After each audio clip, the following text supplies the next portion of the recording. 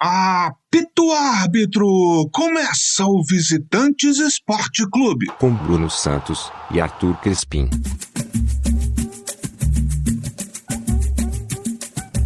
Alô paixões, alô doçuras, bom dia, boa tarde, boa noite, bom momento, amigo ouvinte, amiga ouvinte, amigue ouvinte. Este é o Visitantes de número 13 e eu sou Arthur Crispim, falando de Londres, dos estúdios Paul Gascoigne, de lá do Rio de Janeiro, dos estúdios Newton Santos, Bruno Santos. E aí, Brunão? Fala aí, Arthur, beleza? Bom dia, boa tarde, boa noite, bom momento para todos que estão ouvindo, ouvintes, ouvintas, ouvintos. Estamos aqui para mais um episódio totalmente sensacional do podcast Visitante. E quem tá aí com a gente hoje, Arthur? Faça as honras, por favor. Rapaz, hoje o nosso convidado ele é multimídia. Eu tive até que entrar no LinkedIn dele para pegar o resumo do currículo, porque o cara é fera demais. Eu vou falar aqui, eu vou perder um tempinho do programa, mas merece.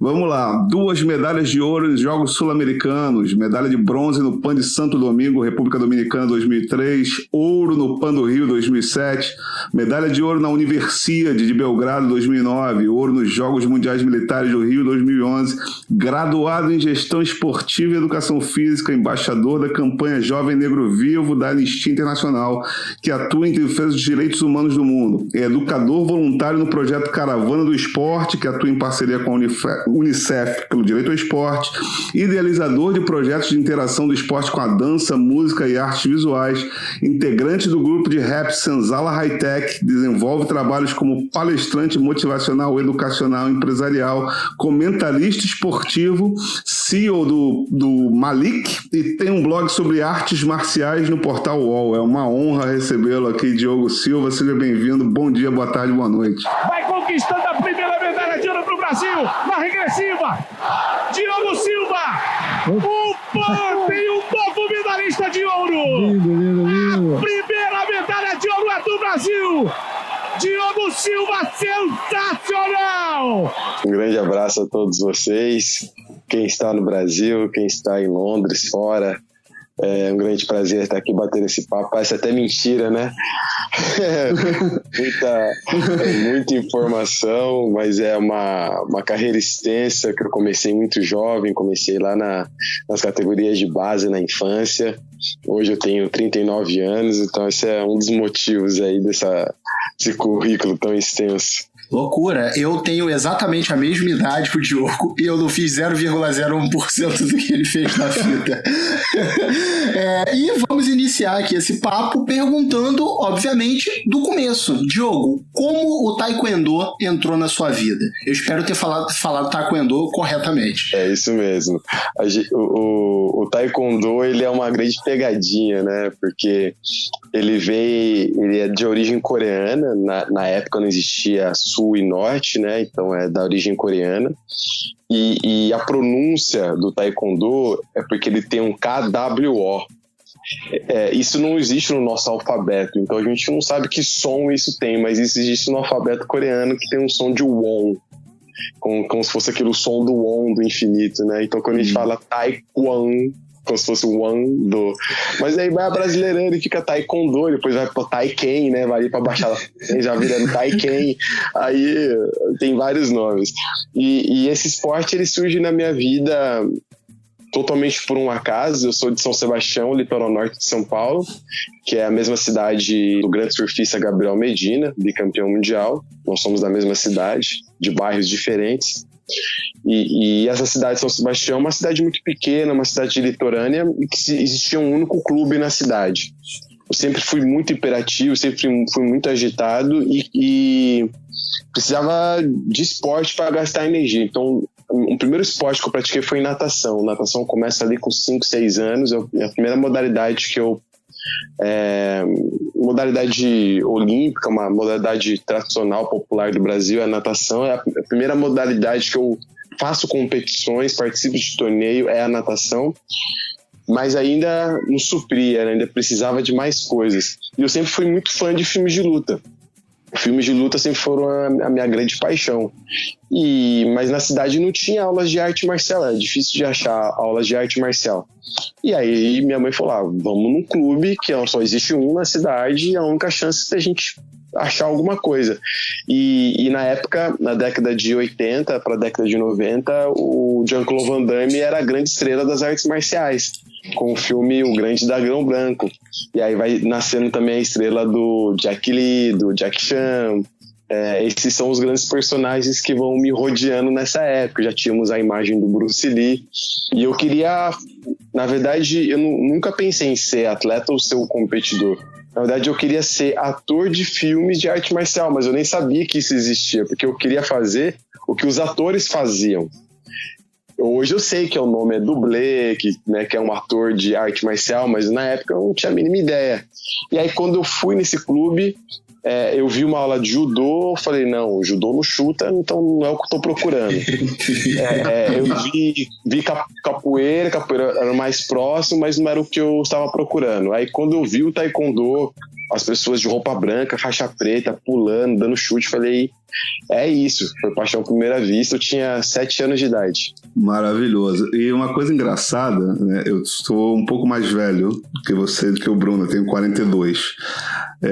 E para mim a primeira lembrança do taekwondo é porque tinha a TV Manchete e tinha aquele bloco de programas japoneses, Jaspion, Jiraiya, e no meio desses blocos tinha um senhor chamado Mestre Kim. E o Mestre Kim fazia apresentações, e ele tinha, no caso, o seu kimono preto com a bandeira da Coreia do Sul. Já estava dividido, e ele fazia as apresentações e falava, não, porque eu sou mestre tal do taekwondo. Eu ficava olhando com aquela cara, novo, né? O que seria taekwondo? E não sabia. E aí eu entro nessa, ainda seguindo pela tua vida no taekwondo, uma curiosidade, Diogo, que é o seguinte: você tem 1,78 e lutava na categoria até 68 quilos, você é muito esguio, mas era muito difícil manter o teu peso na tua rotina normal. E qual é a rotina de treinamento de um atleta de nível olímpico de taekwondo? Como é que era isso no teu dia a dia? Eu vou pegar o gancho desse mestre que você falou. O nome dele é Mestre Kim. Ele foi o primeiro gestor do taekwondo no Brasil, né? Ele é o fundador da Confederação Brasileira de Taekwondo. Foi a primeira vez que muitas pessoas viram o taekwondo pela televisão, pela primeira vez. E a gente fala do impacto da imagem, né? Na época, os filmes de Kung Fu de Karatê que seduziu todo mundo. Karate Kid e os filmes de Kung Fu feitos pelo Bruce Lee e o Jackie Chan. Eles foram os grandes pioneiros das artes marciais. Mas taekwondo ninguém sabia que existia, ninguém sabia que tinha ideia. Então, quando eu inicio minha carreira, minha trajetória esportiva, eu não saberia aonde eu poderia chegar, porque eu não tinha essas referências, eu não tinha essa imagem, então eu não sabia o poder que eu poderia alcançar. O taekwondo ele se torna olímpico no ano 2000, nos Jogos Olímpicos de Sydney. Nesse momento eu tenho 18 anos. Eu já venho das categorias de base, já sou um jovem talento. Com 16 anos eu conquisto minha primeira medalha internacional, que é a medalha de bronze no Campeonato Mundial Júnior, sendo um dos primeiros atletas brasileiros a conquistar títulos antes dos 18 anos. Então eu inicio nessa trajetória quando o taekwondo se torna olímpico no ano 2000.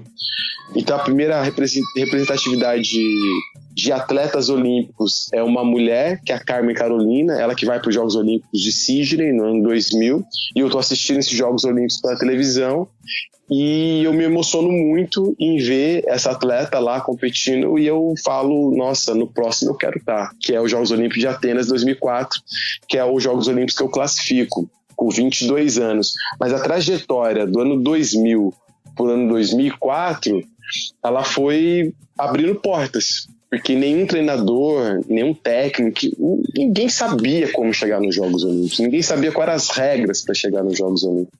Então eu fui pioneiro, né? Eu fui um desses pioneiros. E eu tinha... hoje eu sou baixo para a categoria até 68 quilos, né? A nova geração tem uma média de 1,83 m, eles aumentaram bastante essa altura da categoria, mas na época eu era o padrão, até os Jogos Olímpicos de 2012 eu era o padrão, 1,78 m. Isso me dava uma boa vantagem, porque eu sabia utilizar muito bem a minha envergadura. E eu nunca sofri para perder peso, porque no meu processo educacional do adolescente para a fase adulta, eu tive algumas nutricionistas e uma me ensinou algo que eu trago para minha vida até hoje, que é a educação alimentar. Então, ao invés de fazer dieta, eu aprendi a comer correto. Eu aprendi os valores dos alimentos, para que eles serviam, qual o gasto energético que eles me possibilitavam ter. Então, eu encarava meu corpo como um carro da Fórmula 1, no qual eu precisava sempre colocar o melhor combustível. E o meu melhor combustível é o alimento. Então, eu sempre tive uma boa alimentação, uma alimentação de um bom uso a mim. Mas sempre comi quando precisava também, pizza, hambúrguer. Isso era uma coisa também que fazia parte da minha vida, né? Mas não fazia parte do meu cardápio semanal, vamos dizer assim. Só aquele momentinho que você se permite dar uma, comemorada e tal, eu acho que vale a pena, realmente, eu sou a favor disso aí. Você quase faturou uma medalha de bronze em Atenas, 2004, aí na última luta, você entrou com uma luva remetendo àquele movimento dos Panteras Negras e ao que os americanos Tom Smith e John Carlos fizeram em 68. Era um protesto seu contra as condições esportivas dos atletas brasileiros. Hoje, 17 anos depois, como você vê a situação dos nossos atletas olímpicos? Eu confesso que eu tive uma adolescência diferente dos adolescentes, né? Eu já me preocupava muito com a política brasileira, a política esportiva, e como o esporte era uma plataforma que me daria voz, né? Porque eu sou criado nas periferias do estado de São Paulo, periferias muito violentas da grande maioria, e eu sempre me senti invisível dentro dessas periferias, que assim, eu só seria estatísticas e números caso alguma coisa acontecesse comigo. E eu percebi que o esporte me tiraria da invisibilidade. E eu aproveitaria essa oportunidade para tirar outros da invisibilidade, para falar sobre o que acontece nos bairros que não tem câmera, né, onde as pessoas não vê o que acontece. Então, quando eu vou para os Jogos Olímpicos, primeiro eu atravesso um mundo, né, para poder classificar para os Jogos Olímpicos. Eu sou o primeiro atleta masculino a conquistar uma vaga nos Jogos Olímpicos, um dos primeiros homens a participar dos Jogos Olímpicos. Eu tinha 22 anos. E quando eu vou para os Jogos, eu sei que eu precisava fazer uma participação honrosa. Eu fui para lá para conquistar o título, mas entendia que, como brasileiro, como sul-americano, a gente ainda estava muito abaixo do mercado internacional, que é asiático e europeu. Eu fiz a grande parte da minha preparação na Coreia do Sul, no ano 2004, morei por 3 meses na Coreia do Sul, dentro de um planejamento de 5 meses, 3 foram feitos na Coreia. Passei um perrengue, assim, porque é a terra do taekwondo, onde existem os grandes lutadores, e eu percebi como, assim, eu treinava com a equipe júnior até 17 anos da Coreia, e eu não dava conta, eu estava classificado para os Jogos Olímpicos.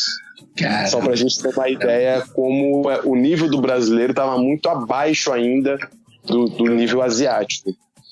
E aí, quando eu vou para os Jogos Olímpicos, eu sei que eu tenho essa grande responsabilidade de que eu dependo também de um chaveamento, de um cruzamento, de atletas mais fortes, atletas mais fracos. Na minha segunda luta, eu pego o atleta do Irã. O atleta do Irã vence, vai para a final e é o campeão olímpico. Ele indo para a final, ele me puxa para a repescagem. E na repescagem eu passo 2, 3 lutas e disputo bronze com a Coreia do Sul. Então, assim, eu perdi pro campeão olímpico e na disputa do bronze peguei o berço do taekwondo. Então, era uma missão difícil e era até onde eu poderia chegar. E aí, dentro desse compromisso, eu venho estudando, né, na minha adolescência, início de fase adulta, e eu vou descobrindo alguns personagens importantes. E um desses personagens é o Black Panther. E quando eu descubro o Black Panther na literatura, eu também vou descobrir Cassius Clay, que é o Muhammad Ali. Aí, descobrindo esses dois, eu passo a descobrir John Carlos e Tom Smith. Então, assim, nunca me falaram sobre eles, eu não sabia que eles existiam, nunca me falaram na escola, nunca me falaram no Comitê Olímpico Brasileiro, eu não sabia que essas pessoas existiam. E através da literatura, através do rap, quando eu escutava sobre o Black Panther nas músicas de rap, eu fiquei curioso em saber do que esses caras estão falando. E aí eu perguntava pros mais velhos, e aí eles me indicavam livros, eu comecei a ler os livros e descobri. E quando eu descobri o Malcolm X, que é um livro que eu estava lendo antes de ir para os Jogos Olímpicos, sim, minha cabeça virou do avesso. E aí eu passei a entender, de fato, a força que eu tinha, e aí quando eu vou para os Jogos Olímpicos eu já vou com o intuito disso acontecer. A questão é que eu não poderia ser eliminado na primeira rodada, porque senão não faria sentido, né? Eu precisava chegar numa posição de disputa de medalha. Então quando eu chego na semifinal eu percebo que ali é o momento. E o meu questionamento, né, daquele momento é o mesmo de hoje, só que hoje eu tenho uma bagagem muito maior de conhecimento, de articulação política, de influência, que eu não tinha na época. Então hoje eu reconheço que naquele momento eu já estava brigando por direitos humanos, por equidade de gênero e raça, eu já estava dizendo que o investimento no esporte estava elitizado, priorizava sempre um determinado grupo da elite esportiva, a classe baixa, né, que é o taekwondo, que é esses esportes pouco remunerados, pouco conhecidos, as informações chegavam sempre muito atrasadas, né? Então eu questionava um sistema que eu ainda não tinha ideia do tamanho dele, e hoje eu estou dentro do sistema. Então eu levei 17 anos para ser introduzido no sistema, porque o sistema, quando me viu, já me viu como uma ameaça, ele já me viu como um problema. Então ele colocou barreiras, colocou dificuldades para que eu pudesse acessar. E eu alcanço o acesso através de um grupo chamado Atletas pelo Brasil, que faz parte de Joaquim Cruz, Ana Moser do vôlei, Raí do futebol. Esses atletas conseguem no Congresso Nacional a atualização da Lei Pelé. A Lei Pelé é uma lei que rege todas as modalidades esportivas. As pessoas achavam que era só o futebol, mas são todas as modalidades esportivas. Aí é incluído o artigo 18A, que obriga a toda a confederação brasileira que quer receber recursos públicos, precisa ter 1/3 dos seus atletas com direito a voto. E a partir dessa atualização, que o Congresso faz no ano de 2013, mas ele só entra em vigência depois dos Jogos Olímpicos de 2016, eu entro como representante dos atletas do Taekwondo, crio a primeira comissão de atletas do Taekwondo, que hoje tem 15 membros. Então eu sou o primeiro atleta com cargo eletivo da minha modalidade, primeiro atleta que teve direito a voto.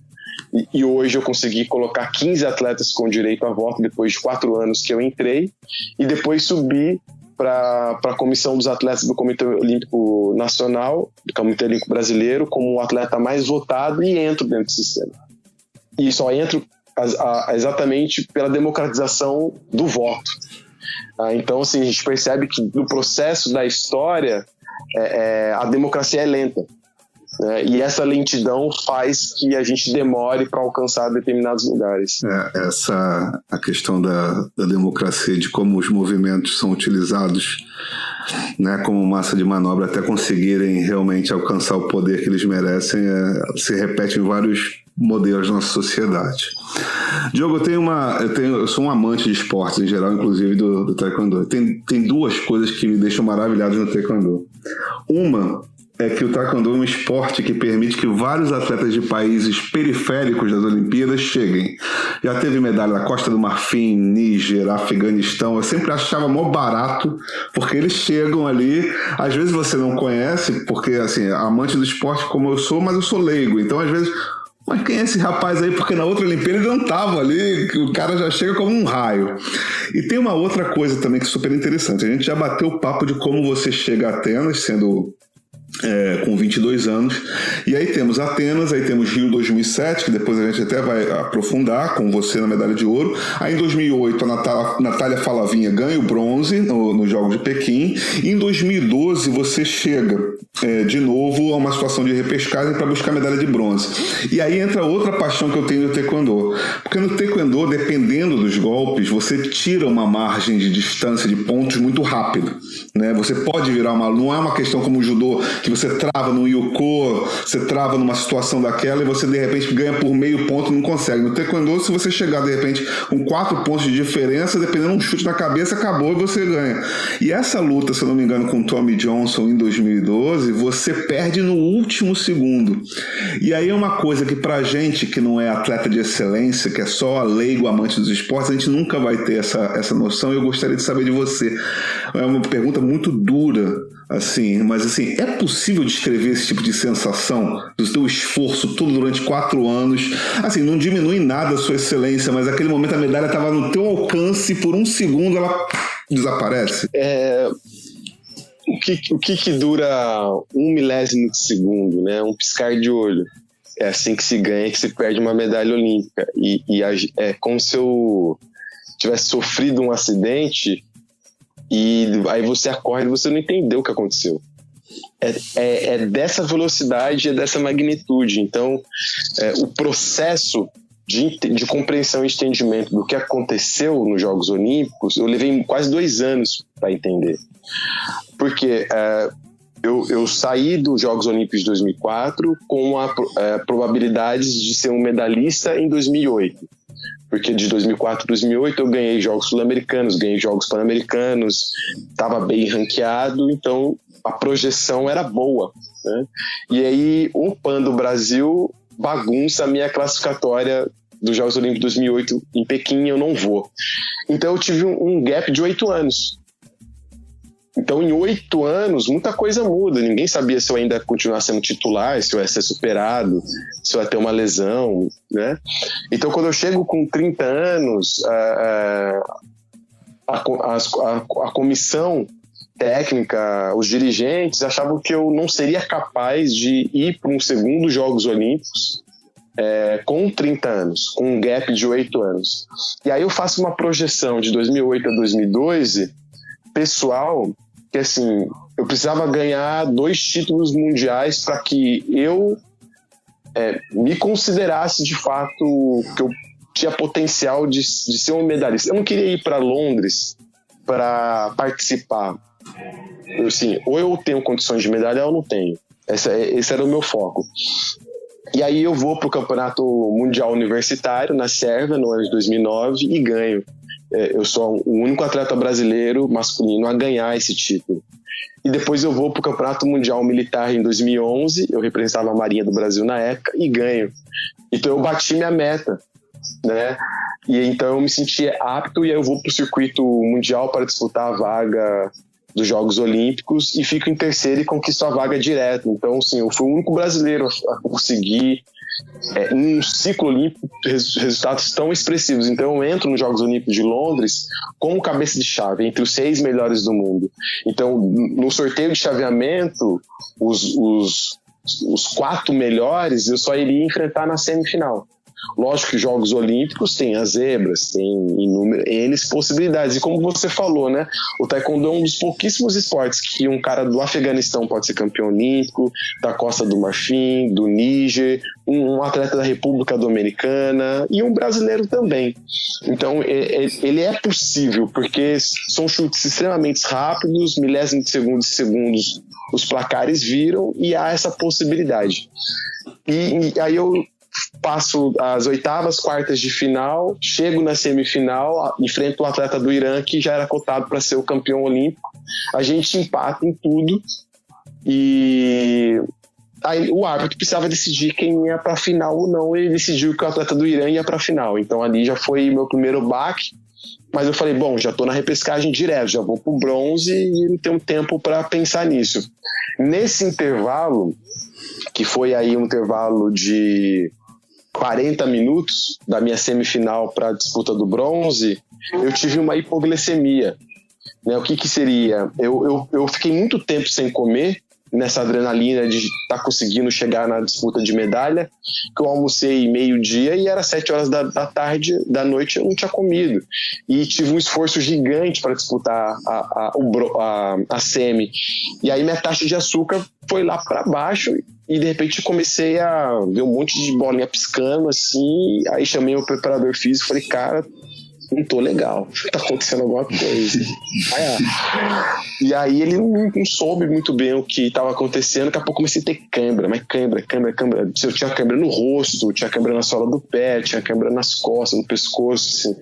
Foi uma sensação terrível. Aí eu já fui tem clínicas, né, dentro da nossa área de competição, já chamaram os médicos, os caras começaram a me cuidar, me hidratar, tal. E aí, nesse processo, quando acabou meu processo de hipoglicemia, me recuperaram, subi minha taxa de açúcar, chegou um membro do evento e falou, daqui 5 minutos começa a sua disputa de bronze. Então foi assim que eu entro na disputa do bronze.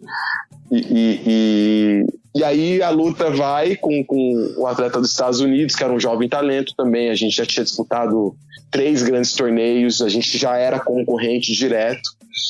E faltando 1 milésimo de segundo, ele me acerta um chute que vira a luta e ele conquista a medalha de bronze.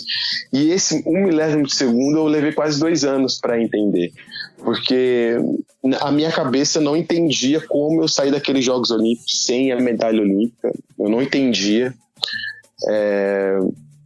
E depois o meu corpo não respondia como se tivesse acabado. Naturalmente, quando acaba um grande evento, a gente dá uma pausa, respira um pouco. E a adrenalina do meu corpo pedia mais treino, pedia mais competição. Então eu emendei os Jogos Olímpicos, já continuei competindo e treinando. E aí 2 anos depois, no ano de 2014, foi quando eu de verdade senti, meu corpo sentiu, assim, parecia que eu tinha envelhecido uns 5 anos em 2 anos, assim. Comecei a sentir dor no corpo, muita dor no corpo, e aí foi onde eu percebi que o meu corpo estava dando uma resposta para mim, que assim, ó, você chegou no limite. Se passar daqui, vai começar a se machucar. E aí foi quando eu comecei a entender que minha carreira estava chegando no fim e eu precisava poupar meu corpo, porque eu não queria ser atleta na pós-carreira, ficar mancando, com dor nas costas, não conseguir nem jogar uma bola, nem brincar. E aí comecei a me preservar, comecei a tirar o pé do freio. Automaticamente não ia conseguir concorrer à vaga dos Jogos Olímpicos de 2016, e aí eu já iniciei o meu processo de transição de carreira. Foi meio como o processo do luto, né? Você ficou em negação ali por um tempo, depois da derrota, e aí levou um tempo ali para poder se acostumar. E no PAN de 2007, você foi o primeiro atleta brasileiro a ganhar medalha de ouro, né? Como é a sensação de repente, você ter todos os holofotes virados para você depois de tanta batalha, de tanta luta, de tanto treinamento? O PAN do Brasil foi incrível, né? Assim, um sonho que poucas pessoas puderam sonhar e puderam realizar. Primeiro porque quando teve os Jogos Pan-Americanos do Brasil, era o primeiro grande evento esportivo que o Brasil estava realizando em 2007.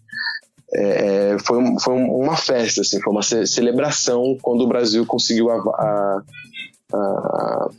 realização desse grande evento. Então toda a imprensa brasileira queria saber quem seria o primeiro brasileiro a conquistar a medalha de ouro. Essa era a notícia que estava em toda a imprensa brasileira. E aí foram cogitando vários atletas de vários esportes, e lógico que o meu esporte não estava cogitado. Então, e o taekwondo, ele entrava antigamente numa ordem alfabética, então ele, como começa com T, era um dos últimos esportes a competir. E não sei se por motivo de pressão, o que aconteceu, eles colocaram o taekwondo como a primeira modalidade a disputar os Jogos Pan-Americanos. E aí dentro disso, deu o primeiro dia, o Brasil não ganhou nenhuma medalha de ouro. Segundo dia, o Brasil não ganhou nenhuma medalha de ouro. Eu entro no terceiro dia. No terceiro dia, eu ganhei a primeira medalha de ouro do Brasil. Então, além de ter sido minha primeira medalha de ouro em Jogos Pan-Americanos, foi a segunda medalha de ouro do taekwondo. A primeira foi com o Fábio Goulart nos Jogos Olímpicos de Cuba. E eu ganhei a primeira do Brasil em casa. Então, assim, a torcida... Eu vivia muito em centros de treinamento, né? Eu fiquei confinado durante muito tempo para poder disputar esse PAN. Então eu não assistia muito TV, eu não sabia muito o que estava acontecendo do lado de fora, porque isso dava uma adrenalina muito grande, eu ficava ansioso, aí chegou um momento, falei, eu não vou mais ver TV, fiquei mais de meses assim sem ver TV. Então eu não tinha ideia da quantidade de pessoas que estavam assistindo em casa. Eu tinha ideia do público que estava na arena esportiva que eu competi, mas o público de casa era 10 vezes maior. Então quando eu ganhei, foi uma explosão no Brasil, assim, porque primeiro que era de uma modalidade que as pessoas pouco conheciam. O taekwondo é um esporte muito bonito de se ver, então aquilo chamou muita atenção das pessoas. O brasileiro gosta muito de luta, o brasileiro é um dos países mais apaixonados por luta. E eu disputei num domingo, e o domingo é o dia das pessoas assistirem TV em casa. Então, e foi uma competição transmitida pela Globo, então de um longo alcance. E então essa medalha, ela virou minha vida de cabeça para baixo. Eu lembro que antes de eu sair da arena, as pessoas já estavam me agarrando, já agarravam o meu uniforme, queria tirar foto, queria minha roupa, e eu não entendia o tamanho daquela euforia. E aí a cada lugar que eu passava, assim, era uma euforia gigantesca. Eu não entendi o processo. Quando eu saí pra rua pela primeira vez, que aí veio uma multidão em cima de mim, eu falei, cara, que eu virei, né? Eu virei alguma coisa aí que eu não tô sabendo. E aí minha vida virou de cabeça pra baixo, assim, eu virei uma estrela. Só que eu não sabia, né, me comportar como uma. Eu não tinha nem roupa pra isso, né? Então eu tive experiências incríveis, assim, de trabalho, de conhecer outros atletas, conhecer jornalistas. Eu fui entrevistado por todos os canais de entretenimento do Brasil, Hebe, Jô Soares, Faustão, tudo que tinha na época, Gugu. Eu participei, então, assim, foi um sonho realizado. Maravilha, eu fico imaginando o Diogo saindo da Vila Olímpica e com um monte de fãs, ao estilo Beatlemania, né? O pessoal correndo atrás, ele tendo que dar a carreira pra sobreviver. Maravilhoso. Diogo, tem uma essa, assim, que é engraçada, que dentro desses trabalhos que a gente passa a ser convidado, assim, pra você ver coisas que não tinham nomenclaturas, né? Hoje, você chamaria essa pessoa de um influencer. Naquela época eu não tinha essa nomenclatura, mas eu já era, né? Então eu passei a ser convidado a inúmeros eventos que o que eu precisava de 1 ano para ganhar o meu salário, eu ganhava em 1 hora de trabalho. Então eu falei, caramba, tô rico, o que vai acontecer comigo, né? E eu encontrei o Paulo Zulu num desses eventos. E aí o Paulo Zulu, um grande modelo, né, um cara super respeitado na moda, e aí ele falou, a gente nos bastidores conversando, e ele falou pra mim que ele tinha trauma de mulher. Eu falei, como assim trauma de mulher? Por quê, né? Ele falou, pelo assédio e a loucura das fãs, assim. Ele falou, pô, fã já derrubou minha van, eu dentro. Elas empurrando, minha van tombou comigo dentro. Ele falou assim, já achei gente escondida dentro do meu guarda-roupa no meu quarto. Já estouraram vidraça de hotel. Então ele falou que ele pegou um trauma de fã, né? Ele ficava assustado, assim, por causa disso. E eu, na época, eu comecei a criar um pânico também. Porque vamos pensar, você é um cara comum que pega ônibus, pega metrô e ninguém sabe quem é você. De repente você não consegue comer num restaurante, você não consegue entrar num shopping. Assim, eu lembro de... várias vezes quando eu ia num show, os caras paravam o show, falavam que eu estava lá e todo mundo me aplaudia, assim, eu não sabia o que fazer, não sabia onde enfiar a cara, assim. Então foi dessa magnitude, e aí eu comecei a ficar extremamente envergonhado, assim, comecei a ficar extremamente desconfortável, parei de ir em lugares que tinha muita gente. Lógico que tudo isso foi uma fase, um período, mas a fama, ela nem sempre é positiva. porque a gente tem que estar preparado para ela. Ela traz coisas boas, mas também trazem alguns desconfortos. Eu costumo dizer que eu não gostaria de ser famoso, eu gostaria de ser só rico, porque ser famoso que é o problema. E o pior ainda é quando você é famoso e não é rico, porque você só tem a parte ruim.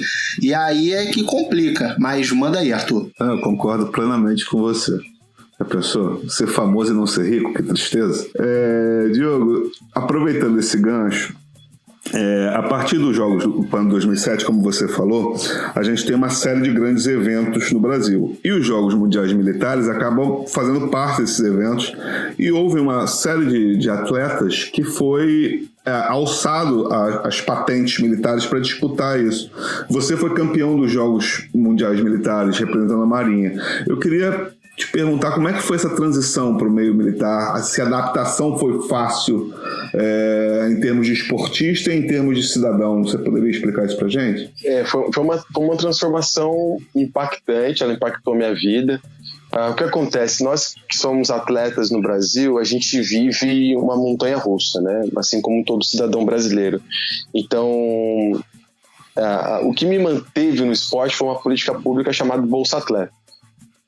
Então, é através desse investimento que eu consigo me manter no esporte. Mas existem outras políticas que vira e mexe fazia que esses programas declinasse ou não chegasse na pessoa correta para chegar. E isso acontecia comigo. Então chegou um momento que eu não conseguia mais me manter no programa e automaticamente ficou difícil de me manter na atividade esportiva no Brasil. Então eu precisava de uma fonte de renda que fosse estável, que eu pudesse ter uma estabilidade e pudesse me concentrar só em competir. E aí no ano de 2008 começam rumores que as Forças Armadas estavam contratando atletas porque iria sediar os Jogos Mundiais Militares no ano de 2011 no Rio de Janeiro e não tinha contingente de militar atleta o suficiente para disputar o evento. E militar é muito vaidoso, ele não queria organizar o evento e não ganhar o evento que ele estava organizando.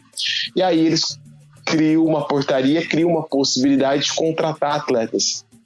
E aí eu começo a escutar rumores, ninguém sabia exatamente de que forma fazia. E aí no ano de 2009 eu descubro que a Marinha estava contratando. Ia ser o primeiro grupo de atletas contratados pela Marinha. E ia fazer parte do programa olímpico da Marinha, chamado de ProOlim. Que esse programa existe até hoje, mas iniciou ali no ano de 2008 para 2009. Eu faço parte da primeira geração esportiva olímpica que faz a transição do civil para o militar. Então, nessa época, 2008, 2009... eu ainda carrego a ascensão dos Jogos Pan-Americanos de 2007. Tenho o dread, sou uma pessoa que assim, esteticamente não tem nada a ver com o mundo militar, sou de um pensamento, de uma ideia que não tem nada a ver ao meio militar, só que eu vejo ali uma oportunidade de estabilidade e para eu poder seguir a carreira.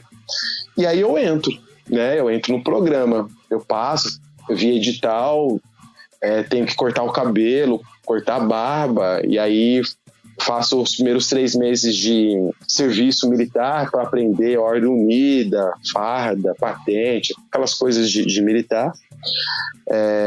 Mas a diferença da minha adaptação é porque o taekwondo, as artes marciais, elas são militarizadas.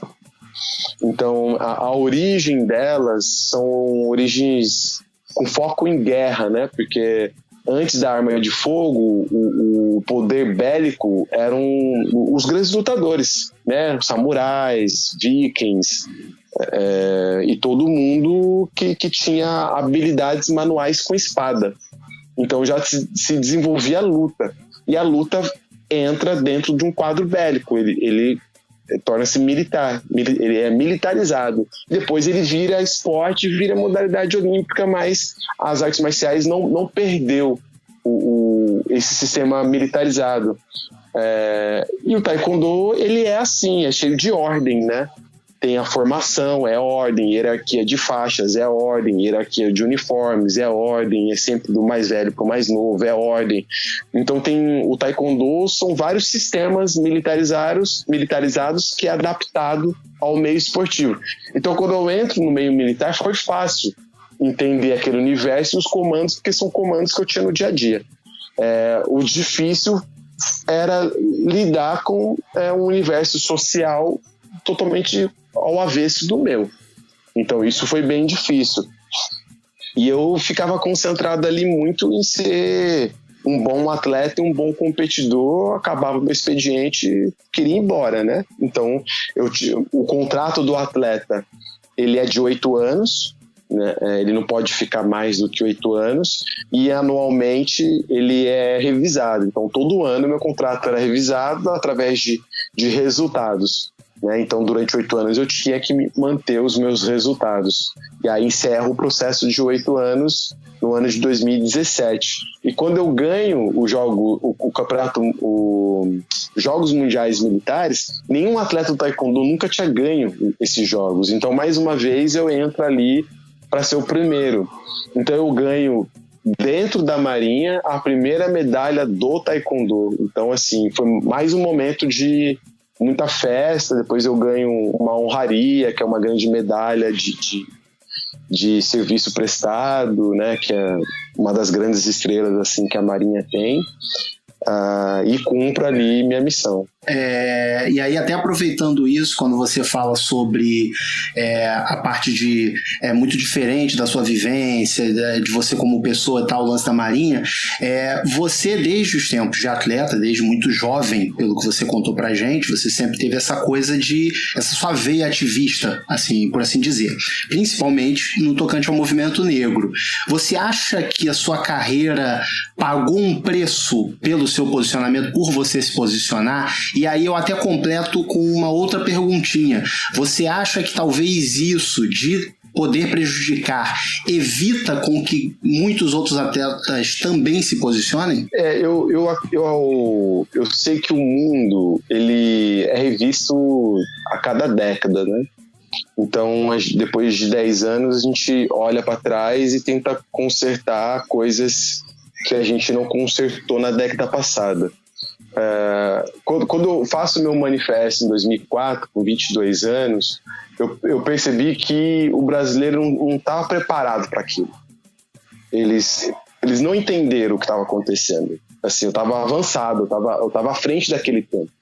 Mesmo fazendo uma manifestação imitando o que aconteceu nos Jogos Olímpicos 68 no México, então já fazia muito tempo que aquele manifesto tinha acontecido, mas nós brasileiros não sabíamos que ele tinha acontecido e não sabíamos a história desse acontecimento. E depois eu passo a reivindicar vários direitos. Eu passo a reivindicar direito a salário como atleta, eu passo a reivindicar direito a profissionalismo, né? Eu passo a reivindicar direito a voto, a eleição, eu passo a reivindicar direitos que os atletas não reivindicavam. O atleta, ele sempre seguiu muitos dogmas, ele sempre seguiu muitas regras e tirou dele a liberdade. Então, os atletas nunca foram muito livres. E por não ser livre, não saborear a liberdade, ele condiciona aos outros a mesma regra, aquela regra que foi condicionada a ele. Eu, como venho de um universo social atípico de um atleta, né, eu venho dos movimentos sociais, eu venho das festas tradicionais brasileiras, de ciranda, umbigada, boi bumbá. Então eu convivo com a cultura rasta, convivo nas religiões de matriz africanas como candomblé e umbanda. Então eu já tinha uma visão de Brasil, de sociedade totalmente diferente, e eu trago essa visão pro esporte. Então eu passo a dialogar com os outros atletas direitos, não benefícios. Eu falei, essas pessoas não estão te beneficiando, esse é o seu direito. E direitos são conquistas, né? E a gente precisa conquistar esses direitos. E aí eu percebo que hoje isso faz todo sentido para o atleta. Mas há 17 anos atrás, Aqui não fazia sentido nenhum, porque automaticamente eles já pensavam, se eu brigar por esses direitos, significa que alguém vai me retalhar. Alguém vai cortar meu contrato, meu salário, alguém vai me deixar na geladeira. Então, automaticamente, não criava empatia, criava medo. Então, assim, dentro dos grupos, não era a maioria que me seguia. Era 4, era 5. Porque a maioria ficava com muito medo, a maioria queria garantir o mínimo que tinha conquistado. E eu falava para eles, eu não estou aqui pelo mínimo, eu estou pelo máximo. O mínimo, para mim, já é o meu direito, eu quero o máximo, eu quero viver bem, eu não quero viver mais ou menos. Então, hoje, os atletas já têm esse tipo de comportamento, já têm esse tipo de visão. Lógico que não é macro, né, a grande maioria, mas é um diálogo que, quando eu tenho hoje, eu já tenho grupos grandes que respondem à altura. Há 17 anos eu me sentia muito pequeno, parecia que eu estava falando coisas que não faziam sentido para eles, né? Então eu percebi que 17 anos à frente as coisas avançaram bastante, os diálogos avançaram bastante, a internet ajudou muito, né? A internet hoje é a minha grande ferramenta de conscientização, de alcançar as pessoas, de chegar na casa das pessoas. Então hoje eu aviso a todos os atletas brasileiros que me seguem, falo, olha, tem curso de capacitação, tem curso de gestão, tem curso de transição de carreira, é gratuito, a plataforma é essa, as inscrições são tais dias. Há 17 anos atrás isso é impossível, como é que eu ia dialogar com essas pessoas? Eu precisava que um jornal publicasse isso. Então eu precisava de muitos intermediadores. Hoje eu não preciso de nenhum intermediador. E hoje eu faço parte da comissão dos atletas, que são 25 atletas olímpicos com direito a voto dentro do Comitê Olímpico, né? Então, dentro da política esportiva, onde o atleta pode alcançar, eu estou no topo.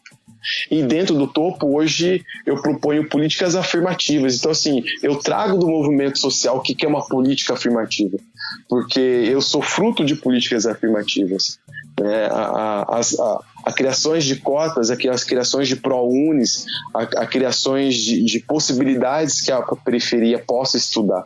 Eu só entro na faculdade através de bolsa, através dessas políticas afirmativas. Então eu trago esses programas que me inseriram na sociedade para o esporte. Não há diferença. Não há diferença do Igor Coelho, que é campeão dos Jogos Pan-Americanos do badminton, que é nascido e criado na favela do Chacrinha, no Rio de Janeiro. Ele vem das mazelas. O cara aprendeu uma modalidade olímpica que hoje levou ele a morar no Canadá e ter esse esporte como carreira na favela. Então não tem como eu não criar programas de políticas afirmativas entendendo que o atleta ainda está na favela, ele ainda está na periferia, ele ainda leva muito tempo para chegar à ascensão. E depois eu descubro um outro gap, que é a transição de carreira. Então, assim, uma coisa é durante a sua carreira, resultados e medalhas. A carreira de um atleta dura, um atleta de sucesso que não teve as lesões que diminuíram o seu tempo, de 30 a 40 anos no máximo. É raro os que chegam aos 40.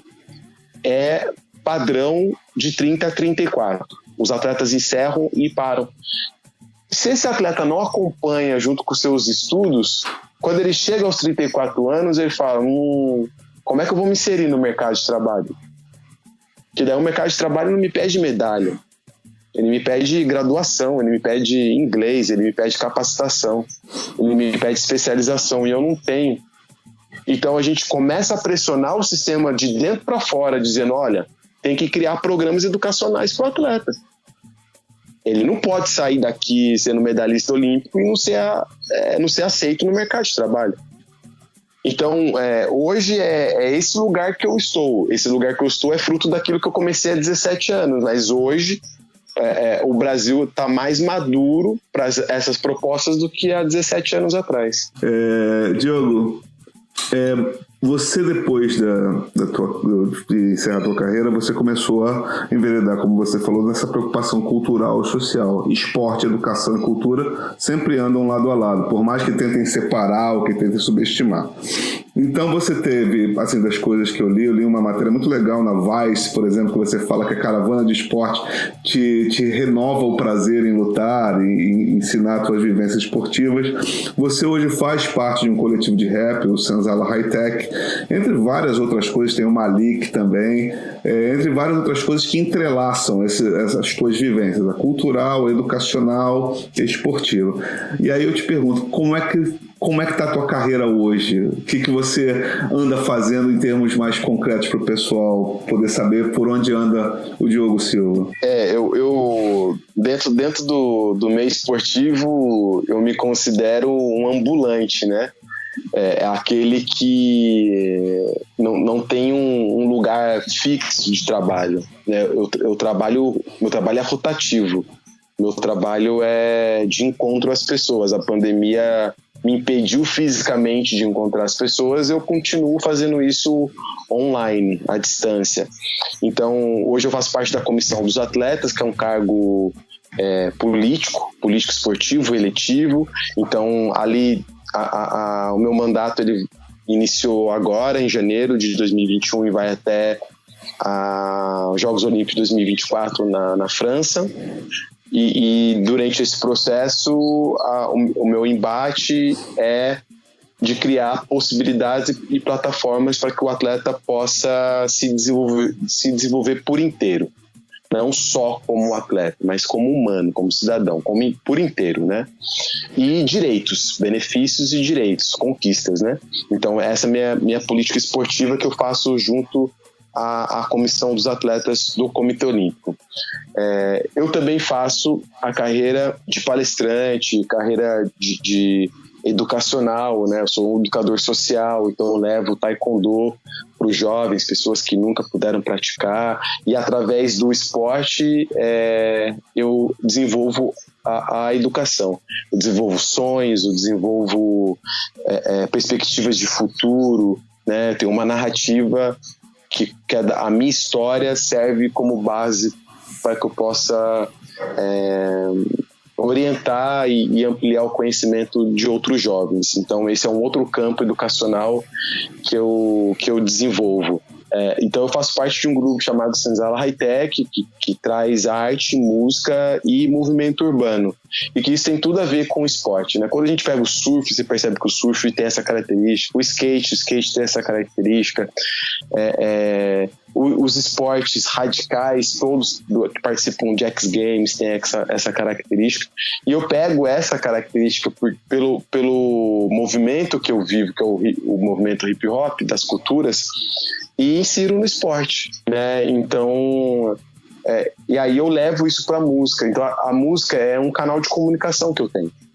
Então aquelas pessoas que não me conhecem pelo esporte me conhecem pela música. Então eu ampliei o meu canal de comunicação. E eu trabalho também com comunicação. Sou colunista do All Sport. Comecei a trabalhar esse ano no All Sport.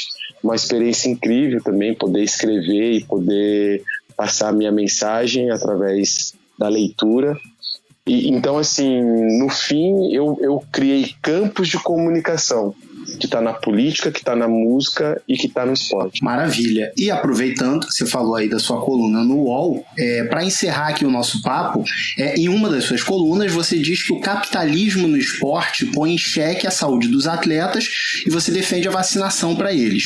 Em um momento em que a velocidade da vacinação é um desafio mundial, não só para o Brasil, assim, a gente está muito atrás de muitos outros países, mas é um problema mundial, você acha que isso coloca a relevância dos jogos em xeque? A relevância dos jogos ele já vem sendo debatido desde o ano 2020, assim que começou a pandemia e tudo começou, exatamente porque é uma grande celebração da vida. Então é difícil celebrar a vida em um momento tão triste da humanidade. Você aglomera pessoas, Jogos Olímpicos, não há possibilidade de ter Jogos Olímpicos sem aglomeração. O mundo inteiro se desloca para esse universo, é um universo mágico, e eu fico triste pelos atletas que estão indo para os seus primeiros Jogos Olímpicos, ou estão encerrando sua carreira em Tóquio, porque não vai ter a dimensão que a gente gostaria que tivesse, e não é um momento feliz, né, da humanidade, é um momento extremamente difícil. Então, quando eu escrevo que o capitalismo coloca a saúde do atleta em xeque, o capitalismo no esporte é que quem gere as grandes marcas esportivas, os grandes eventos esportivos, são homens de negócio. São as mesmas pessoas que investem em bolsa de valores, são as mesmas pessoas que têm influência política, são lobistas, são as mesmas pessoas que fazem parte do mercado mercado de entretenimento do nosso país ou do mundo. E eles investiram dinheiro nos Jogos Olímpicos, eles investiram dinheiro em eventos esportivos, e eles não querem perder o dinheiro. Então eles querem que os eventos realizem para que esse dinheiro retorne, né? É o lucro sobre o lucro, independente se esse lucro pode causar a morte de alguém.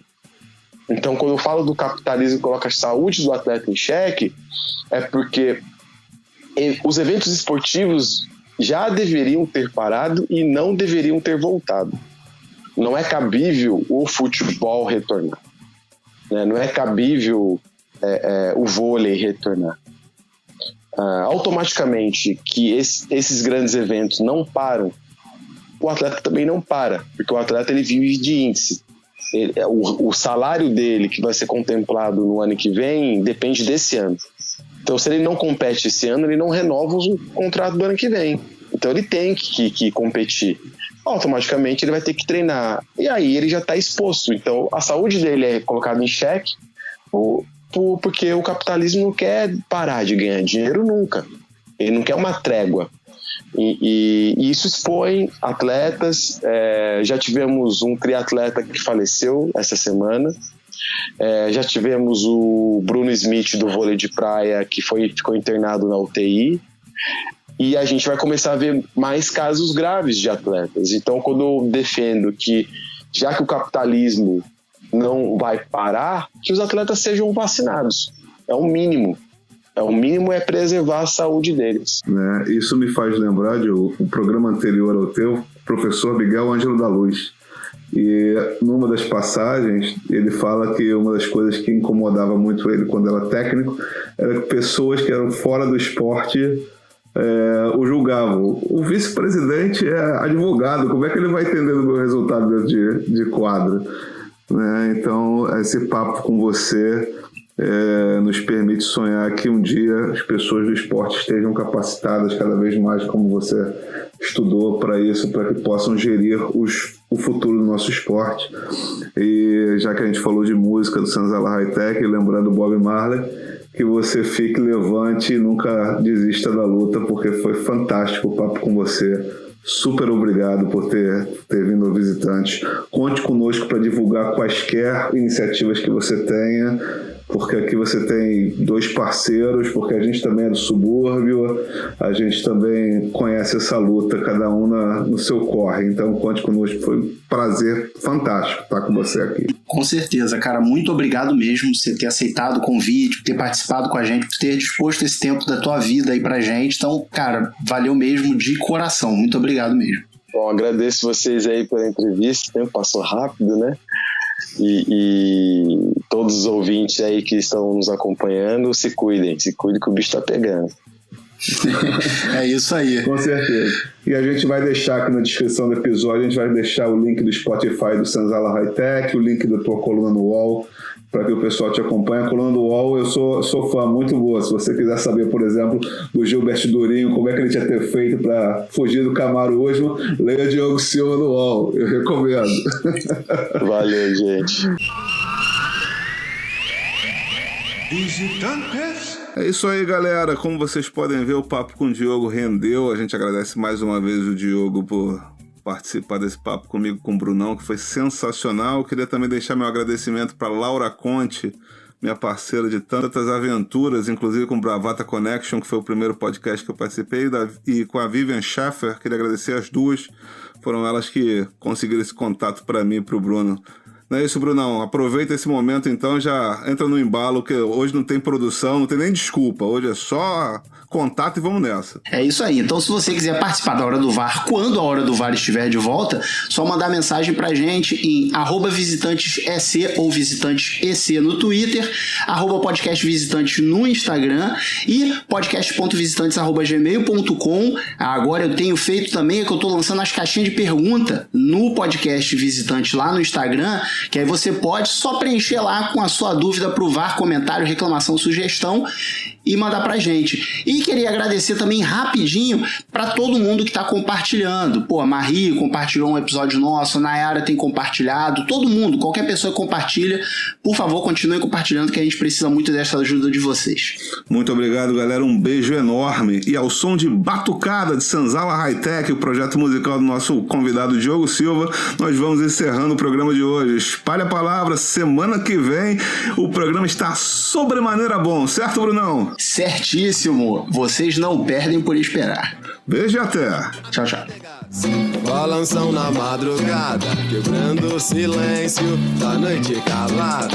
Copos seminus com a pele tatuada, 20 brasileiros, cada um na sua pegada. Esse podcast é uma realização da BSC Produções.